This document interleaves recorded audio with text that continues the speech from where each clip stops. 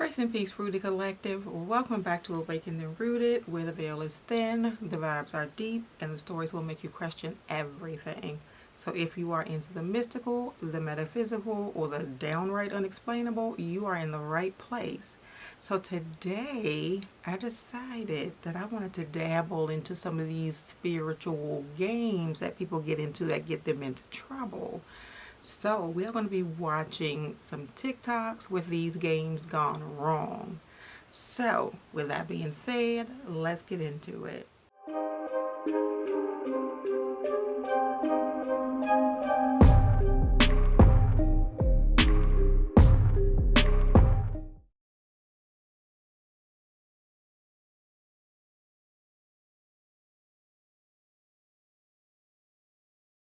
Sit between two mirrors at 3:33 a.m.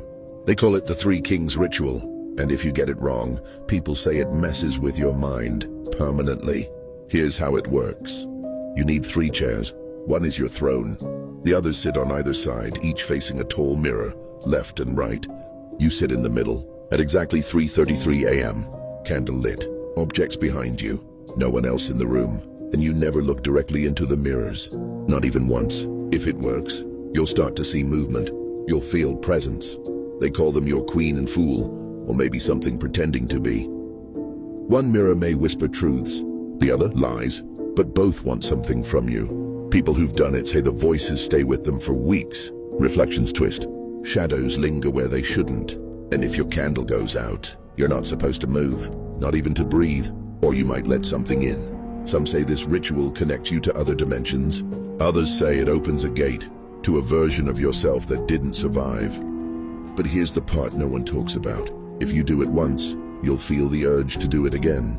Like something left part of itself in the mirrors, waiting.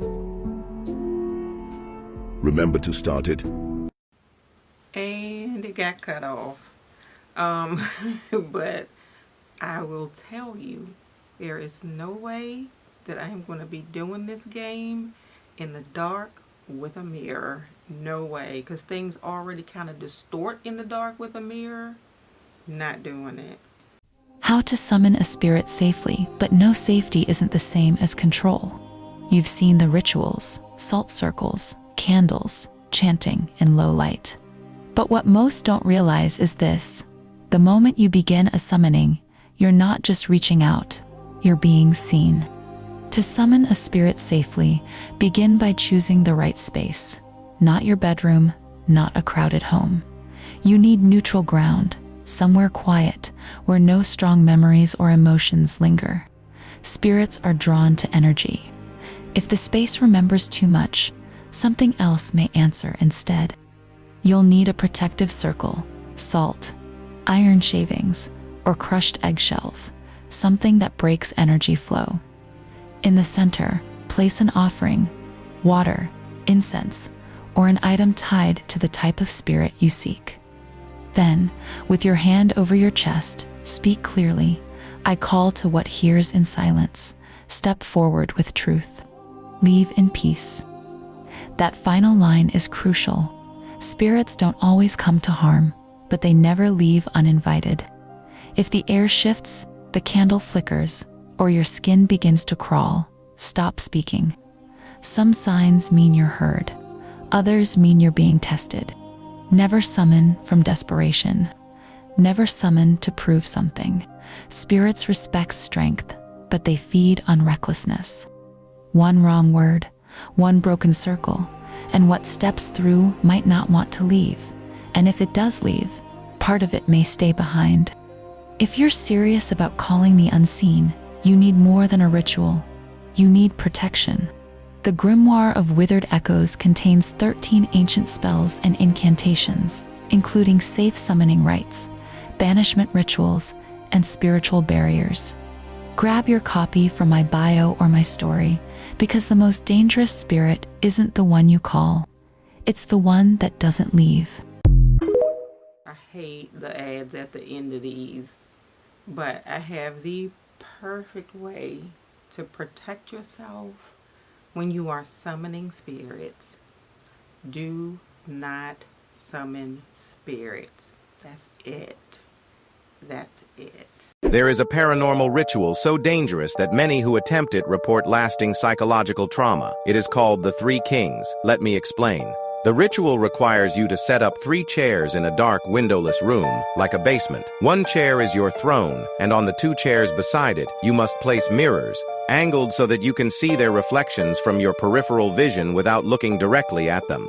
These represent your queen and your fool. The ritual is supposed to allow you to access another dimension by inviting 2 powerful entities to take a seat beside you. People who have attempted this have reported terrifying experiences, a sudden drop in temperature, hearing whispers in their ear, and the unshakable feeling of a powerful presence entering the room.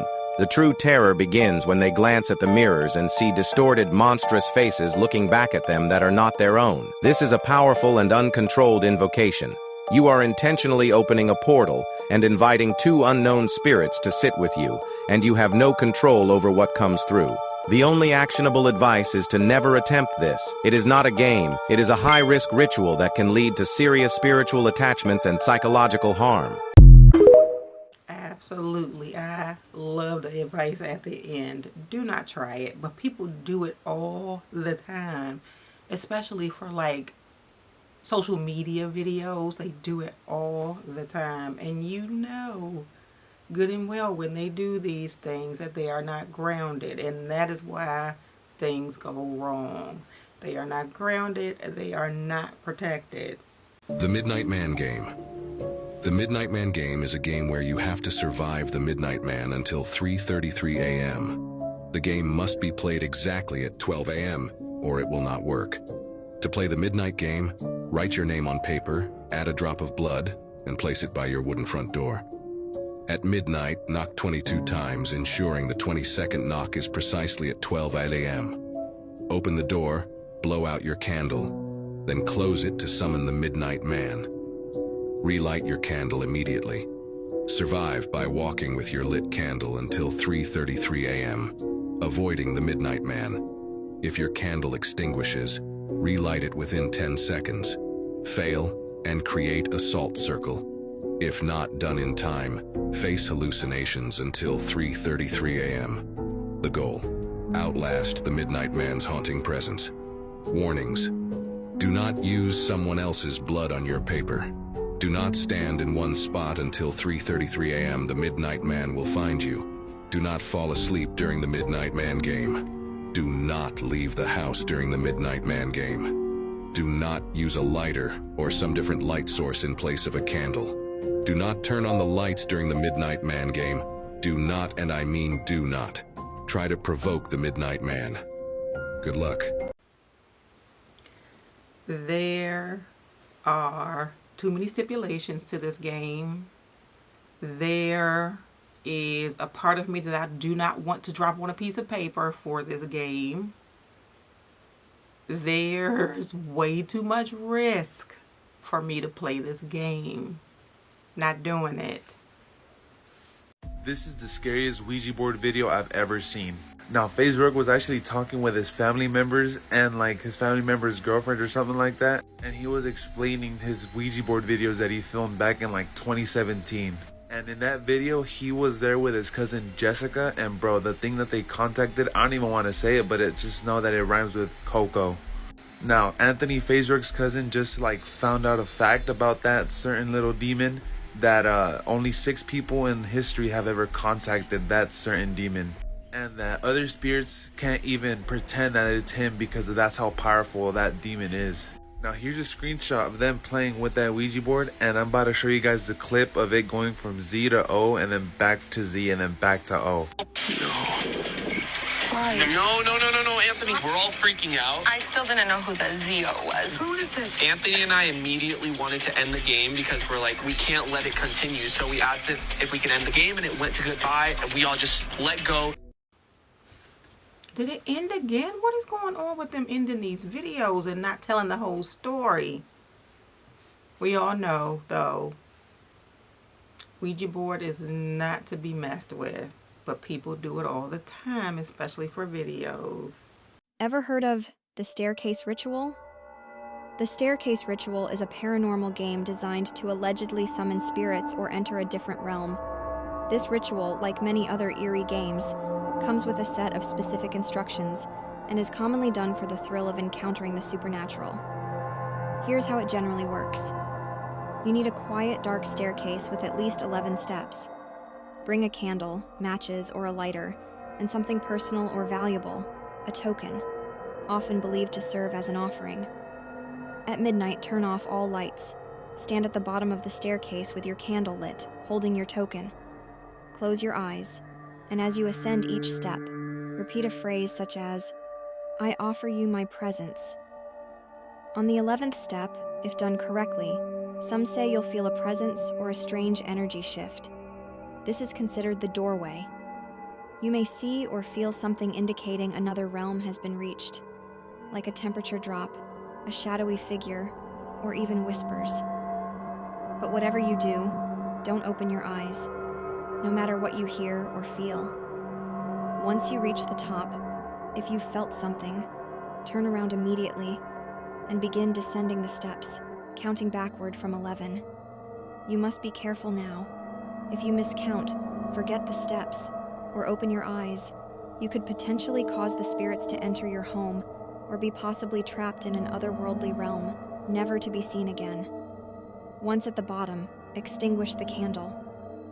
Take a moment of silence to close any open spiritual connections before turning on the lights. If you open your eyes and everything seems normal, then congratulations, you've successfully survived the ritual. Be warned that people often report that the spirits or shadows linger for a while after the ritual and can cause nightmares or other strange occurrences for a while. So, are you brave enough to attempt the staircase ritual? I am not. I don't want to be going up the stairs and feeling something in my vicinity with my eyes closed. I don't, and I know I am famous for miscounting something. And I might even open my eyes, so I know I will be doomed from the time I started this game. Charlie, are you real? Yo, no. Did that just move? Oh my god, I am nervous right now. Oh, no. Oh my god. Did you guys see that happen? Oh my god. Okay. I'm gonna try a different question.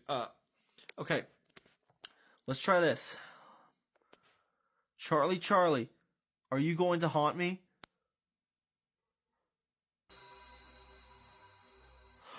Oh my god. It really answered no. Okay. So it's not gonna haunt me. Okay. So far, so good. Okay. I'm gonna try one more question.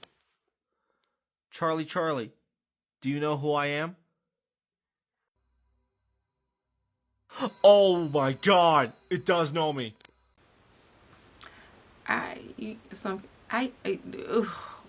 Something in me wants to say manipulation of this game. I can't prove it though. This isn't just a game, okay? This is actually a ritual. And it is called the Midnight Man. And once you start it, there is no stopping it. All right? And this is why you should never ever try this. You have been warned. People say if you lose, you never wake up the same. If you wake up at all. Okay? So bear with me. And cautionary warning here, please do not try this at home, entertainment purposes only. So to begin the ritual, you're going to write your name on a piece of paper, okay? Then you're going to prick your finger, put your blood on the paper, all right? Now get a candle, light the candle, okay? And then to stop, well, towards the ending part, my apologies, you are going to knock on the door 22 times, okay? The last knock needs to happen on the door at exactly midnight, and then voila, the game begins. And just remember, once you started, there is no stopping this game, okay? You have to walk around in complete darkness with just the candle, and if your candle goes out, you only have 10 seconds to relight that candle, okay? I'm letting you know. If you fail at relighting that candle, please make a circle full of salt around you, and very quickly. This is for your protection. Okay? Now, the game ends at 3:33 a.m., but you have to make it at 3:33 a.m. And they say if the Midnight Man catches you, he gives you very horrible hallucinations of like your biggest and worst fears possible. It does not sound fun. I will not try this ever, okay? I just wanted to be the one to educate you guys and share the news, okay? Please do not try this at home. It is very cautionary. It's giving very thin line walking, okay? Now, don't forget to hit that plus sign and like this video and share it. Thank you. I was going to say nothing about this game sounds fun, so I don't know why people try it. Here's what to watch out for when astral projecting, lucid dreaming, or encountering a being in any higher state of your own mind. If you encounter another being in the astral realms or wherever, if it is communicating to you through high emotion, do not involve yourself with this encounter. The reason is because this being is operating from its lower nature. It's in its own ego. And see, when you're in the astral realm and things like this, you want to deal with beings who are very centered in love. They're not really projecting a lot of emotion. They are more just centered and smiling and just naturally joyful, but they're not projecting onto you high emotion. See, if a being is doing this, it has its own intention. It has its own incentive, and it's most likely trying to misguide you because it sees that it has more intelligence than you, it has more understanding of existence than you, and it's looking to get something from you. When I met my spiritual father in the astral realm, he showed no emotion in a projecting way. He was very calm and zen and very joyful with unconditional grace. He allowed me to come onto him with high emotion, and he allowed me to dissolve that through my interaction with him. I hope this video helps you. Much gratitude to you. Peace. So astral projecting is outside of the realm of where I want to go. I know people say that they do it, but I don't feel like it's safe. You definitely have to be protected to do it. Did you know about the game people call Charlie Charlie? They say it's just a silly school challenge. Some believe it's a way to invite something from another world. One summer afternoon, 3 friends stayed late after school. They found an empty classroom, sat around a desk, and carefully drew a cross on a piece of paper. In each corner, they wrote yes and no. Then, balancing 2 pencils on top of each other, they whispered the question, "Charlie, Charlie, are you here?" For a long moment, nothing happened. The pencils barely moved, and the room felt still, too still. Then, almost imperceptibly at first, one pencil twitched and slowly spun until it pointed to yes. A cold chill swept through the room. The friends exchanged nervous glances, their laughter fading. Suddenly, a faint knocking echoed from the back of the classroom. They looked up, but the door was closed, and none of them remembered shutting it. The lights flickered erratically, casting strange shadows on the walls. One friend nervously asked, "Charlie, will you hurt us?" The pencil trembled violently and then slid sharply toward yes. Panic set in. They scrambled to grab their things and run. Outside, the warm afternoon sun felt like a shield, but the fear lingered. That night, one of them's phone buzzed with a message from an unknown number. 3 chilling words appeared on the screen. "You let me in." No one ever played the game again. Like and tag your 3rd friend to save him from this curse. I think he said, it's raining outside. I think he said 3 words. It's 4 words. I'm being petty, but whatever. This is why you don't play games like Charlie Charlie. These things, and I keep saying games, but these things to me are more like rituals than games. This is a true story. A group of teens tried a mirror game they found online. You're supposed to sit in the dark and chant your name backwards 3 times. They laughed when nothing happened. But as one girl turned to leave, her reflection stayed behind. Slowly it smiled, stretching wider than humanly possible. Then the others noticed. Their reflections weren't moving either. One by one, the faces in the glass leaned forward and whispered, "Let us out." See what you invited into the mirror? Curse games you should never play. Part 57. 9 times Veronica. It's said that Veronica played a curse game without the proper amount of respect, and because of that, she died horribly. It's said that she was driven mad while playing a Ouija board-like game with a pair of scissors. And if you summon her without taking it seriously, she'll kill you with those same scissors. You're going to want to begin shortly before midnight. Set up a mirror in a quiet room, and make sure you can stare at your reflection comfortably. Now position a candle in front of the mirror so it illuminates your face, but do not light it yet. Now close the door, turn off the lights, and wait till midnight. Now light the candle and stare into the mirror. Now say Veronica's name 9 times. Now blow out the candle, turn on the lights, and leave the room. It's recommended that you go to someone else for company. If you hear any noises that you can't identify the source of, turn on the lights and leave the premise immediately. Whenever you're near a mirror, stay alert, especially if the temperature drops dramatically. And finally, there's no undoing this game. What does that mean? There's no undoing this game. I was going to ask though, are we noticing similarities with these games? The time you play it, the mirror, the candles, it's all the same. And that's why I'm saying it sounds like a ritual. Is astral projection dangerous? Part 2. Usually when I hear this question also, people will say something along the lines of, well, how do I make it back to my body? Or what if I don't make it back to my body? Well, the answer to that is, just like you have an umbilical cord, you have an astral cord.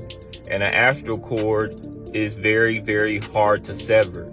Nobody can just come along with a pair of scissors and clip your astral cord and then boom, you no longer make it back to your body. So that's not something you have to worry about. Another thing people say is, well, there's a risk of being possessed. And a lot of the time, these are people that have no experience astral traveling. And also too, it is not easy to possess a person unless you give up your will willingly. That's how a lot of people get possessed. But just because you step out to astral travel, nothing can just jump into your place and it's just easy like that. It doesn't work like that. Otherwise, you will see a lot more people possessed in the world if it just was that simple. So don't worry about those fears. Those are just people that are trying to keep you from exploring and getting to the higher aspects of your being. They just want you to be in the physical world as if that's it, and that you don't have more to you than that. You have much more to you. You have much more abilities. You have powers that are dormant and that are waiting to be unlocked. But guess what? You can't do it if you're in your lower nature, if you're in your lower emotions. You can't do it. So quit letting those people spook you up. Do your research before you just jump into something. Get your mind right. As long as you got your mind right, you don't have to worry about those type of things. As long as you're not dominated by the lower emotions of fear, depression, weak-willed, you won't have to worry about possession. You won't have to worry about not making it back to your body. But if your life is dominated, you're not living right, and then don't try any of this stuff because you're going into it with a bad foundation. But that's my word for you guys. One love to you all. Peace. I don't know. Like, I understand what he's saying, and it's good to hear you can't just sever the astral cord. And I agree with him that you should do your research, but I don't think I am in the right mindset to do it. Like you said, I'm in my lower vibrational, not depression, but fear right now. So I just know. I don't know. Unless it happens by accident, it is not anything that I'm going to be seeking out. Door, any other color door. Red door, yellow door, any other color door. Red door, yellow door, any other.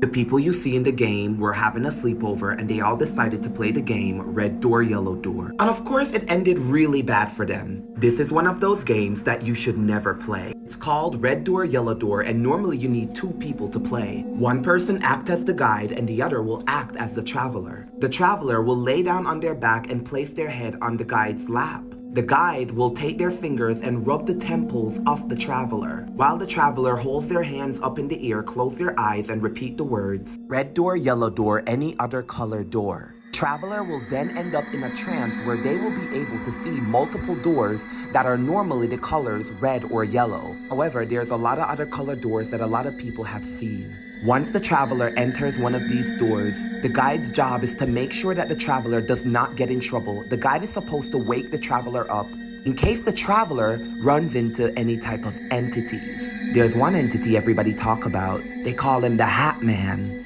If you see this entity while you're traveling, be sure to not hesitate to wake the guide up. It's very important for the traveler to let the guide know what they see, like stairs, clocks, or just random people. Warning, do not go up or down any stairs. Do not look at the clocks while you're there. Now, if anybody or anything walks up to you and asks you for the time, do not give them it. It's up to the guide to tell the traveler to wake up. But luckily, nobody will have to worry about that because it's just like I said, never play this game. Right, exactly. Too many stipulations, like I said. No red door, yellow door for me. Okay, so we're like doing this app thing and like we're like No fucking way! No.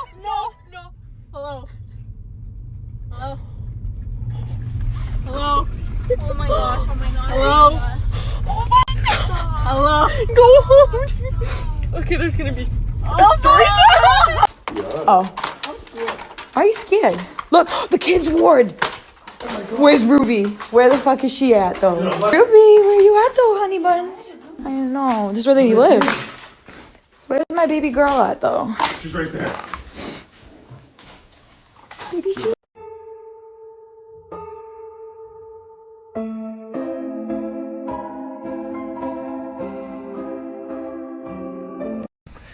So we're randonauting. It says it's in the middle of this cornfield. Oh, that's way too big, Sierra. That's too far. We can go. It's okay. We're gonna just try. Field, you'll get lost.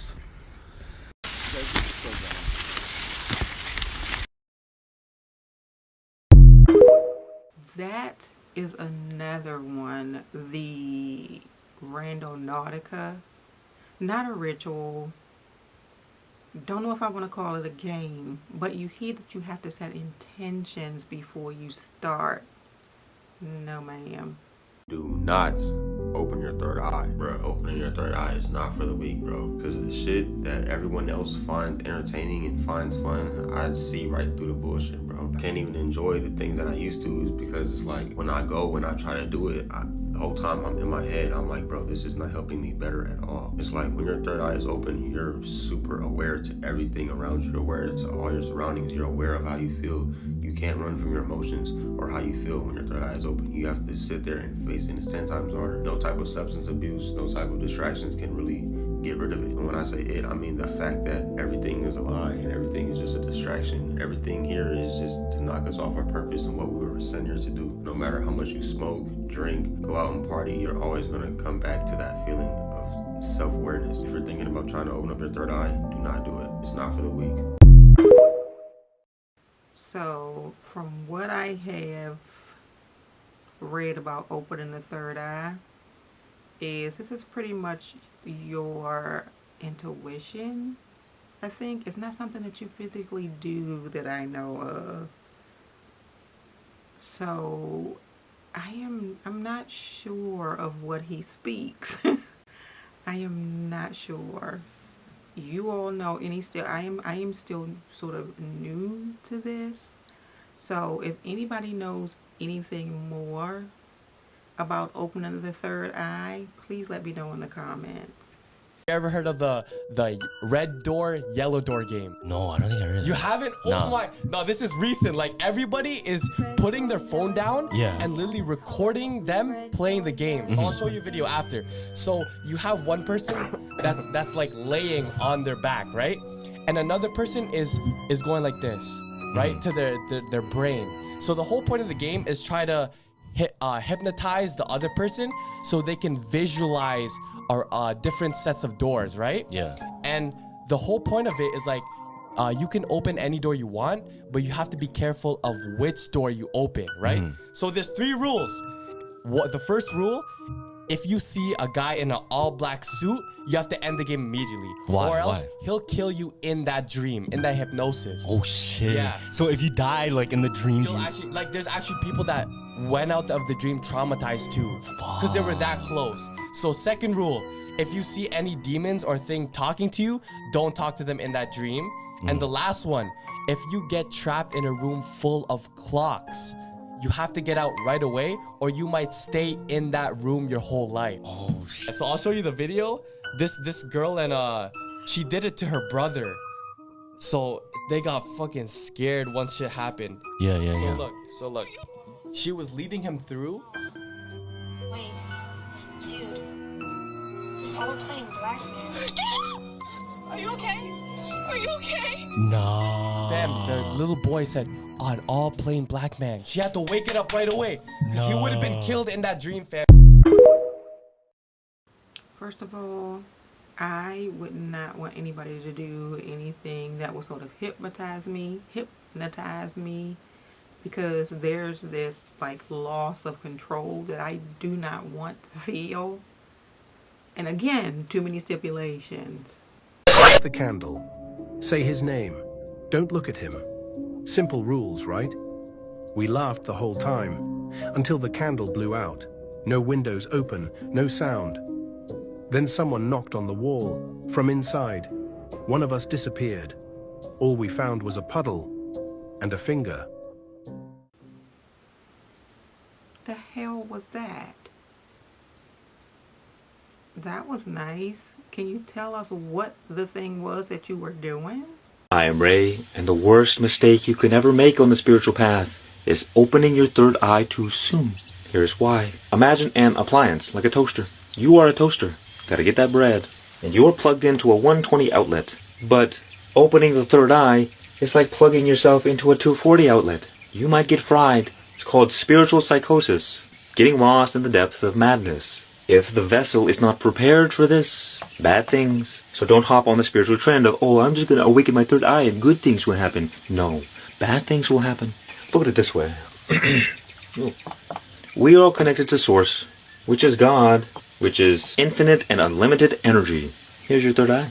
Opening your third eye is opening up the floodgates. And so all of this power will get funneled down into you. But if you have not opened up the lower chakras, my friend, that energy has nowhere to go, and it's going to get stuck in your brain. You're going to explode. So instead of trying to open the third eye, do the thing that's not as sexy. Open up the lower chakras, the animal instincts. Ground yourself in your body. Have a healthy sexual instinct. And do more creative things, like a nice hobby. And make sure you are solid in your identity of who you are. Because if you don't have a strong center, when your life falls apart, Humpty Dumpty won't be able to put himself back together again. But if you know who you are and what you want in life, doesn't matter what happens, you'll always be able to put the pieces back together. And perhaps the most important, open up the heart. Be more loving toward yourself. Be more loving toward others. Learn to cultivate love within you. The heart is the gateway between the spiritual realm and the earthly realm. The portal must be opened, and the vessel must be prepared in order to receive this power. Otherwise, you might just explode. That is all. The threat of spiritual psychosis and exploding is enough to keep me away from it. They thought it was just a game until this game interfered with everyone in this family. So back in the 70s, this little girl's dad was a mechanic, and on the side, he dabbled in like flipping things, and he would get games and such like that and resell them. Well, one night he brought home a big old stack of games, and he let his daughter take a few and play with them. Little did she know, she actually grabbed onto a Ouija board. So her and some friends go and they play with these games, and the Ouija board just didn't do anything at all for her. So she was bored with it. She put it back in the box and put it back on the table. The next day she comes home after school, and then the Ouija board is out in the trash. So she walks in and she asks her mom, she's like, why is that game in the trash? And her mom simply said, that game is evil. So she went about her day. Little did she know her mom had been playing with this Ouija board and had an experience of her own. Fast forward a few days, and her dad had a heart attack, and it was almost fatal. If they wouldn't have got to the hospital when they did, they said your dad would no longer be here. I need to add too, the mom has a gift. She can see premonitions, and she usually starts dreaming them, and she dreams of them about 7 days in advance, and then it happens. So fast forward about a month later, after her dad has had this heart attack, they're at home, and all of a sudden the little girl wakes up to hearing something, and she walks in her parents' room, and her dad is on top of her mom, holding her down, doing this. Can't say the words on here. Doing this. And this little girl is screaming and screaming. And you know in nightmares where you scream and nothing comes out? That's what was happening to her. She's screaming, she's pushing on her dad, and her dad's swatting her like she's like a gnat, like she's not even there. And the older brother is about 11 years older. He comes running in. Luckily, he's a bigger guy. He's in high school. He lifts weights. He runs up with all his weight and pushes the dad right off of the mom. The brother would later say that it looked like his dad was possessed, like his eyes were pure black, like something had taken over. And when the dad hit the floor, he looked up and looked at his family and had no idea what just happened. The little girl believes that the mom played with this Ouija board and didn't close it or end the game the way you're supposed to where these evil things started happening to their family. After that, the dad started going to church. He got baptized, possibly even an exorcism. She wasn't sure. But to this day, their dad was a much, much better person after this awful, horrific event. So never, ever, ever, please never play with a Ouija board. Some people have had great experiences, but what if that one time you played with that one game and it didn't go that way? Do you notice in this video how she kept calling it a game? The Ouija board is not a game, and you are communicating with something and you have no idea what it is. You would like to think that it's a loved one or a friend or something that passed. You have no idea what you're communicating with. It is not a game. Yeah, what is it? In Phasmophobia? Yeah, what did they ask in fact? Stop! I'm scared, I'm scared, I'm scared, I'm scared! Oh my god. Well, her phone just died. Oh! Oh my god. That was the loudest scream I've ever. Oh my god. Oh my god. You can't scream that loud. That's so creepy. You're making it worse.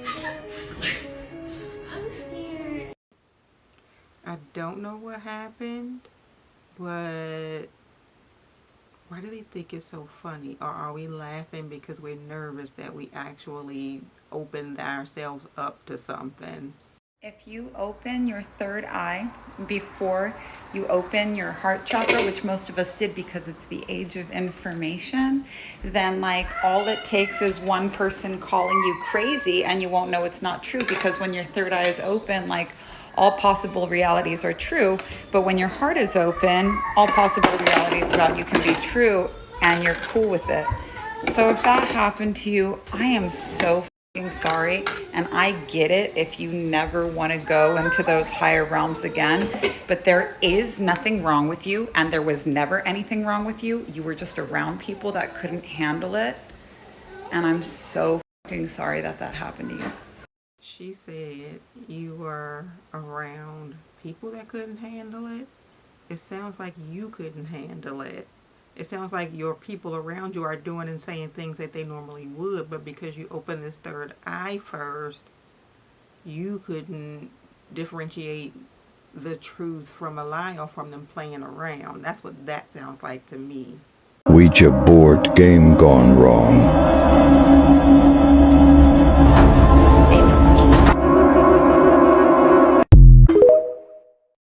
I know enough to know that that is not a name that I am ever going to say. I actually watched the horror movie with that name in it, and it was about that entity, but I will never say that. And what do you all think? Like, do you actually think that what happened to that girl in this video can actually happen to you in real life? Using a Ouija board? The world has literally normalized and desensitized witchcraft and New Age spirituality, and it's made it like it's a trend to participate in these things. horoscopes, tarot readings, crystals, chakras, yoga, all of it is divination. I want to give you the actual definition of divination: the practice of seeking knowledge of the future by supernatural means. Now, that takes away from the power of God. To seek knowledge and power from anywhere other than God is idolatry.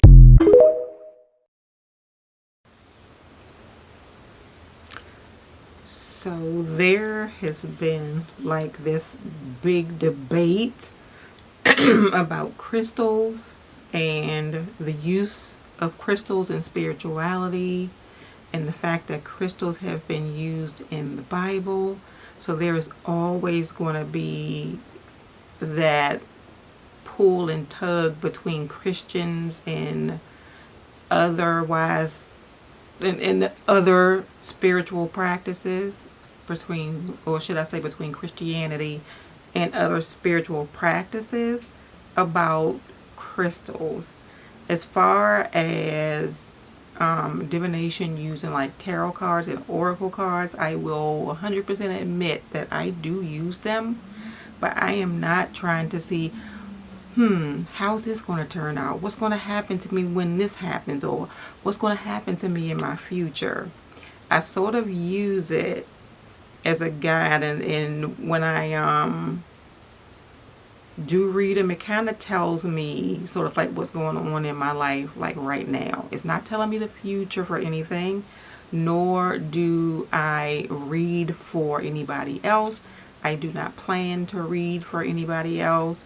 I am not sure about like mediums and spiritualists. If you listen to them, it's like these were gifts that were given to them. And then in Christianity, it's witchcraft. So there's that. Astral traveling is actually one of the most dangerous things you can ever do if you do it incorrectly. If you astral travel and you don't follow a certain guidelines to astral traveling, you can come back to your body not feeling yourself. You'll be having an out-of-body experience for about 6 to 8 months and you won't even know what happened.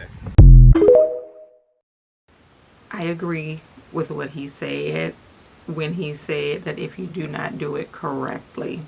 The lights on, lights off game. No, I don't think I heard of this. Nah. So these group of girls played it one night and recorded everything. And what happened was there was actually something that they summoned, right? Mhm. In the room. When she started recording, I think there was 3 friends. Yeah. They were all in the room. So the one friend tells the girl, she's like, okay, when the lights go on, you're not allowed to move. Yeah. But when the lights go off, you're allowed to move and you're trying to get close to me, right? Yeah. So they start playing the game. Lights go off. She moves. Lights go on. She does like a weird pose and then she's closer to the girl, right? So boom, everything's fine with the first girl, right? Bet. Yeah. The second girl goes, okay, like Gabby, like your turn. Lights go off. Boom, boom. Go back on. All you hear when the lights go off again? Yeah. There's a thump.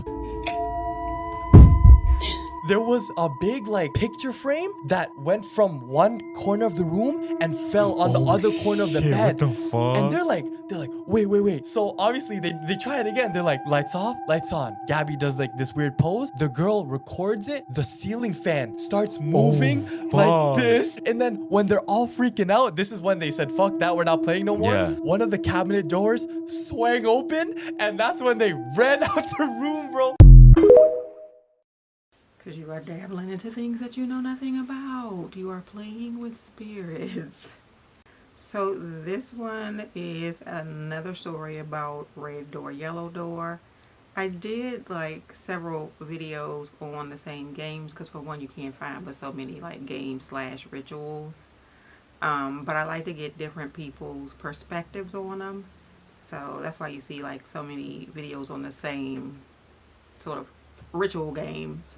Want to get creeped out? Many of you have been asking me to talk about the red door, yellow door ritual for a long time, so let's get into it. This is a ritual that is typically performed by 2 people, the traveler and the guide. The point of the ritual is for the traveler to learn something about themselves, find what's hidden within their own mind, or face something that they know is there but that they haven't been ready to face. This is essentially a guided meditation, but it has a history of basically turning into a psychological horror for a lot of people, and some people who have done the ritual have experienced some really scary things. In this video, we are going to get into to how you do the ritual. And if you guys want to hear stories of people who have tried the ritual, let me know in the comments. Now, I will say, as I always say, I do not suggest trying this. Do not try this at home unless you are practiced in the occult and cleansing, in protection. When it comes to the spiritual realm, I would say don't dive in with rituals. Dive in with something that's lighter and, you know, something that's not going to potentially cause this psychological horror in your mind. Now, like I said, there is typically two people who do the ritual, the traveler and the guide, but you can do this ritual solo. However, I do not suggest it, even more than I don't suggest doing the ritual at all, and I'll get into why later. The only thing you really need for the ritual is a dark, quiet room. However, it does say that these things are optional: a pillow, a timer or an alarm clock, and or a voice recorder to listen back afterwards. And this also says it's optional. However, I would say it shouldn't be optional. It's a cup of water to force stop the game, which we'll get into as well. It is said that they don't suggest doing this ritual for longer than an hour, and that is most likely because of the psychological horror that can go on in your mind while you're doing this. So first step, the traveler has to lay down and put their head in the guide's lap. Barf, that's so awkward. Right off the bat, that's a no for me. I'm not putting my head in anyone's lap, even with a pillow. I'm sorry. That's weird for me. Specific movements need to be done by the traveler to begin the ritual as well. They basically have to have their arms in the air and their eyes closed. The guide then places their fingers on the traveler's temple and moves them in a circular motion. Again, this is so awkward to me. I would die. I couldn't do this because I'm just too awkward. The traveler has their arms up in the air still. They're focusing on the guide, and the guide starts chanting red door, yellow door, any other color door. Now, the traveler keeps their arms up until they can't anymore, and they just will naturally start to lower on their own. Once their arms are down, the guide can move on to the next step, and the point of the guide is to guide the traveler. Duh. Hello, I'm sure we all knew that. But they also, I guess, keep track of the traveler's journey, and they start this by asking the traveler what they see. Now, the traveler should describe what they see in as much detail as possible. If they see doors, describe what the doors look like, what they're made out of, what the handle looks like, how the door makes them feel, what color it is. If the doors are in a hallway, same thing, describe everything. The guide can also remind them by asking them questions like, how do you feel about this door? And also, do you want to go through this door? The traveler essentially explores and goes through the doors as they wish and explore the doors of their mind, which is another name for this ritual, or at least it's a very similar ritual. The traveler should bear in mind to pay attention to everything: visuals, scents, noises, senses, feelings. Describe all of it to the guide, and the guide may ask you questions. Elaborate as much as possible. This includes when a traveler enters into a room. What do the walls look like? What texture are they? What does the ceiling look like? What's in the room? What does it smell like? You get the picture. Now, here are the warnings to this ritual, which are what to me make it really eerie right off the bat. If you start the ritual and the traveler sees no doors, do not proceed with the ritual. If the traveler sees a man in a suit, they should ask the guide to end the ritual immediately. The traveler should not open any doors that are stuck, blocked, or locked unless they have the key to the door. The traveler should not go down any stairs, only up, and the only time they should be going down the stairs is to come back down from the stairs that they went up, if that makes sense. Same with elevators. It's okay to go up. It's not okay to go down unless you're returning from the way you came. The traveler should let the guide know immediately if they encounter a trap or if they are stuck somewhere, meaning they can't move forward, backwards. And at that point, the guide should execute the emergency ending of the ritual, which includes that cup of water. If the guide has any sense that the traveler wishes to end the ritual or it seems like they're in danger, they should also end the ritual. If the traveler describes stairs that lead downwards, the sound of ticking clocks, or opens a door to a room full of clocks, the guide should end the ritual. If the traveler hears the sound of rushing water or a door behind which they believe there is rushing water, the guide should end the ritual. And if the traveler encounters any people at all, the guide should end the ritual, but even more so if it is the man in a suit, which we discussed earlier, or an elderly woman, possibly in a Victorian dress. Let me tell you, I would want to talk to her for sure. I would not want to end the ritual, but it says you have to. Now, how does the guide bring the traveler back to this reality to get them out of their mind, get them out of this guided meditation? The traveler starts going back to the point which they started the ritual. They should also be closing any doors that they opened along the way. However, this step can be skipped if the guide is needing to do an emergency ending to the ritual. The guide will tell the traveler to open their eyes when they reach 1, and then they count down from 5 to 1. To end the ritual in a case of emergency, the guide throws a cup of water on the traveler's face. Probably pretty obvious. There is no doubt in my mind that things can get pretty freaky in someone's brain. I'm speaking from experience. However, this ritual doesn't sound too bad to me, other than the fact that I'd have to put my head in someone's lap and they'd have to rub my temples. It's just weird for me. I don't like it. And by the way, if you didn't know, my name is Megan. I'm a paranormal researcher and investigator, as well as a folklore researcher, and I love bringing spooky content to you.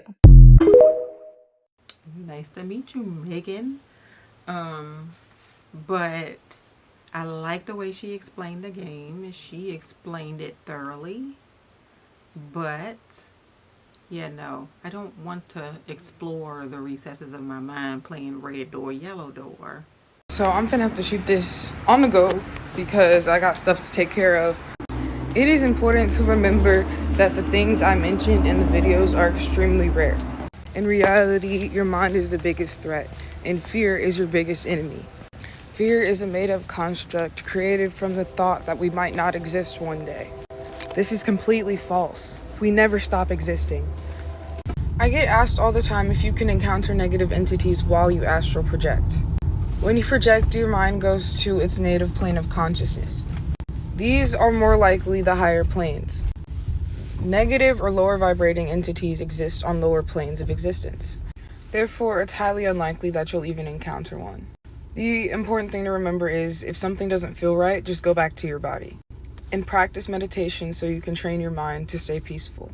I didn't make these to scare you, but I made them to warn you. So good luck and have a safe trip.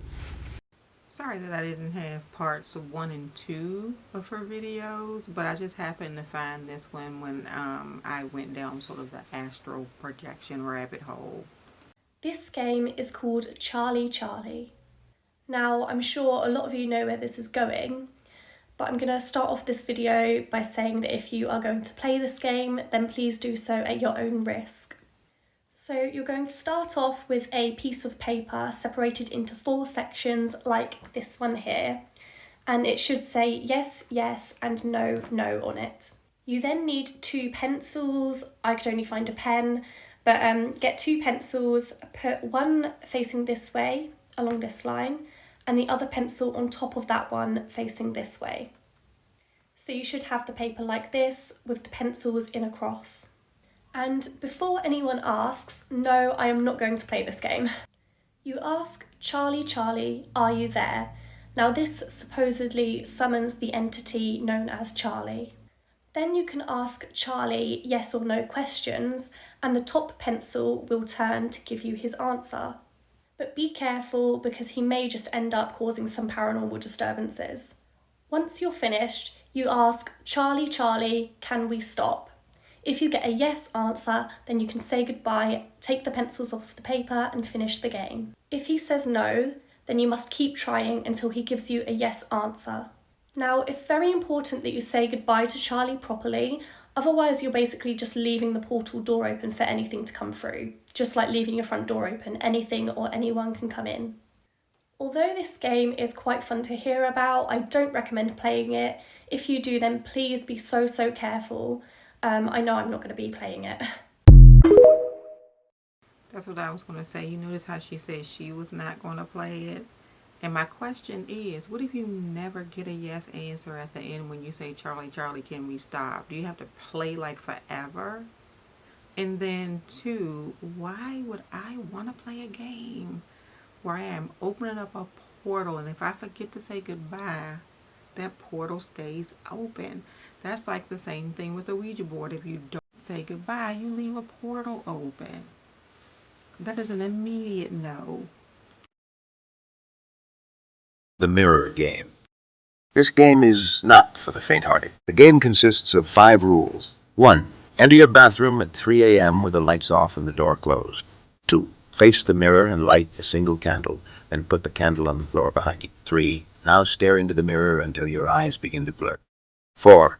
Once your eyes are blurry, you need to repeat, I am you and you are I. You need to repeat this 3 times. 5. In time, your reflection will change shape. You then have a brief window to ask any question you want. However, and there is a however, if your candle blows out at any point, you need to say, I am me and me alone, and leave the bathroom immediately. Let us know in the comments what you ask. Ain't nobody asking nothing, because we're not playing this thing. We're not doing this. I am not going to be in a dark place with 2 candles and blurred vision and asking stupid questions. I'm not doing it. Closet game ritual gone.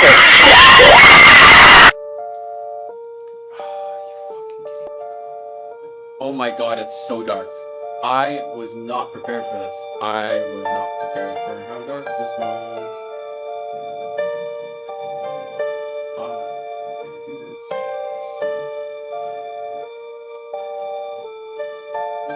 Fucking shadows standing behind me is terrifying. I'm afraid that I'm gonna turn and it's not gonna turn with me or something. That is so scary. That is not right. I don't like that. I don't like this at all. Okay, you guys watch JoJo's Bizarre Adventure? I feel like I have a... Okay then, bro, this is fucked. This is too fucking scary. I can't do this anymore. I can't fucking do this. There's no way I'm fucking doing this right now. How do I even know that's my shadow? Whose shadow is that? How do you fucking know if that's your shadow or not? It goes the other way. Okay, bro, why would you fucking say that? Why would you fucking say that? Are you serious right now? Are you serious? Ow! I just stepped on something. Ow!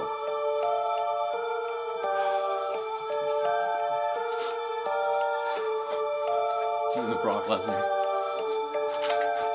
That's embarrassing. That's not embarrassing.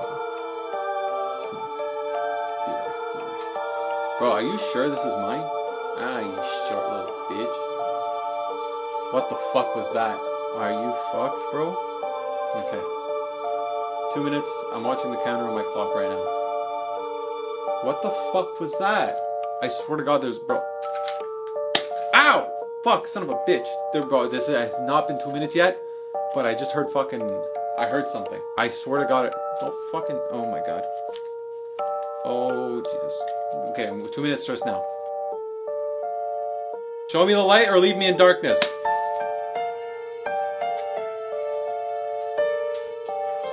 Okay. I fucking heard something. I hear something. I hear something. Show me the light or leave me in darkness.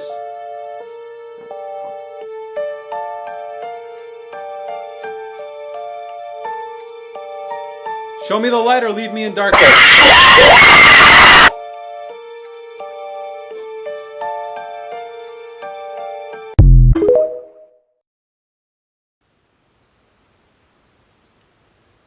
That just ripped my stomach out. What the hell? Tonight's Scary Live. Veronica got unalive playing a scary challenge. Because of this, she became a scary challenge. Summon her unalive. Dare to join? Heart this video, follow my account. That was short.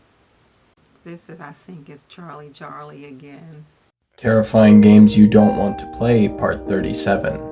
Charlie. To play this game, you'll need to summon the spirit of Charlie, a young boy who supposedly died in a house fire several centuries ago, and whose spirit has not been able to move on from this life.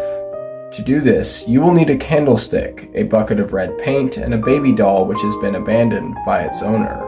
Once you have acquired these items, you'll need to draw a circle on the floor using the paint and place the baby doll in its center. Next, you'll need to wait until sunset, light your candle, and say the words "Charlie, Charlie, come out and play" 3 times. Finally, you'll need to set your alarm for 3 a.m. and go to sleep. When the alarm goes off, you'll need to immediately get out of bed to check the circle. If the doll is still there, then the ritual has failed and you'll have to try again some other time.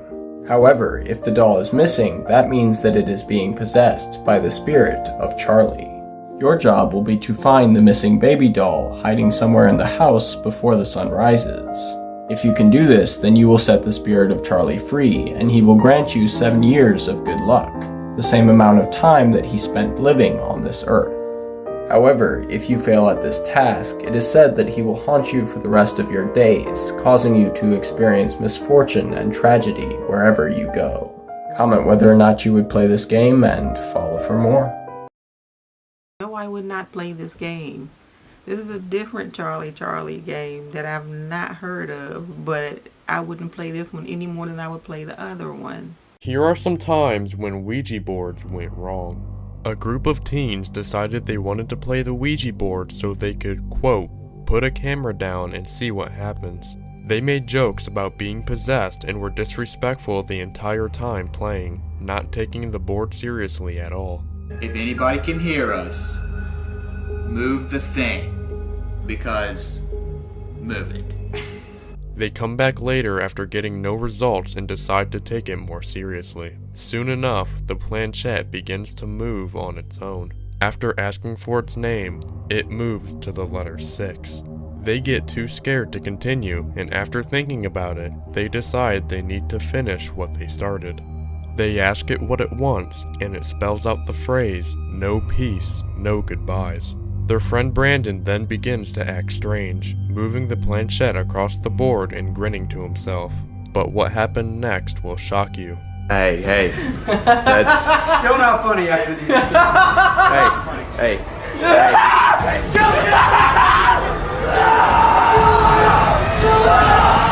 According to them, Brandon became temporarily possessed and began lashing out at the group. Many people have pointed out that they never properly ended the game or followed its rules, so this could be the cause for Brandon's possession. They were able to get him under control, but he has been severely depressed ever since. Was this just a prank filmed by a few teens, or did they capture something truly evil on camera? Why are kids so arrogant and dumb? Do you see the things that can happen to you playing with a Ouija board? Everybody thinks they can do it and nothing is going to happen to them. And then you see what happened to him, Brandon, whatever his name was. But kids are so dumb. I hate it. We have come to the end of this video. Please let me know down in the comments what you thought about today's video.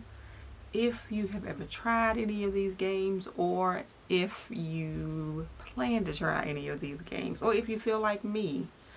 Also, don't forget to share this video with someone else who may be on their spiritual journey, and make sure you subscribe and hit that notification bell so you know when a new video is coming out. Also, please help me out, help me to grow this channel, and make sure you give the video a thumbs up. Until next time, stay awakened and stay rooted. Peace.